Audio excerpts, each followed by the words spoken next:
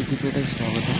ఇప్పుడు మనం చూస్తున్నది సిద్దిపేటలోని రూరల్ పిఎస్ వద్ద ఉన్న అంబేద్కర్ చౌరస్తా అండి.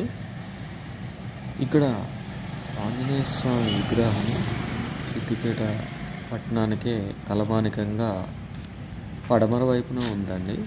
ఇక్కడ శ్రీ దాసాంజనేయ స్వామి దేవాలయం ఉంది. పక్కనే ఆంజనేయ స్వామి యొక్క విగ్రహం ఉంది. ఈ చౌరస్తాలో అంబేద్కర్ రాజ్యాంగాన్ని రచించడమే కాకుండా ఇది సిద్దిపేట పట్టణము అని చెప్పి మనందరికీ చూపిస్తున్నట్టుగా కనిపిస్తుంది. ఒకవైపు దేశానికి రాజ్యాంగాన్ని ఇచ్చిన మహనీయుడు, మరొకవైపు ఈ భక్తజనులకు ఆంజనేయ స్వామి దర్శనం అద్భుతంగా ఉంటుంది. మీరు ఎప్పుడు వచ్చినా సిద్దిపేటలోని రూరల్ పోలీస్ స్టేషన్ వద్ద ఉన్నటువంటి ఆంజనేయ స్వామిని దర్శించండి. అదేవిధంగా రాజ్యాంగ నిర్మాత అంబేద్కర్ను కూడా సందర్శించి నివాళులర్పించండి.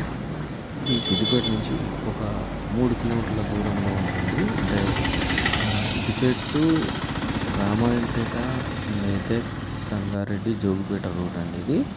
అదేవిధంగా ఇక్కడ నుంచి కాన్స్టిట్యున్సీ హెడ్ క్వార్టర్ అయినటువంటి దుబ్బాక కూడా వెళ్ళవచ్చు. దుబ్బాక నియోజకవర్గానికి వెళ్ళే ప్రధాన రహదారి ఇదే అని కూడా మనం చెప్పొచ్చండి.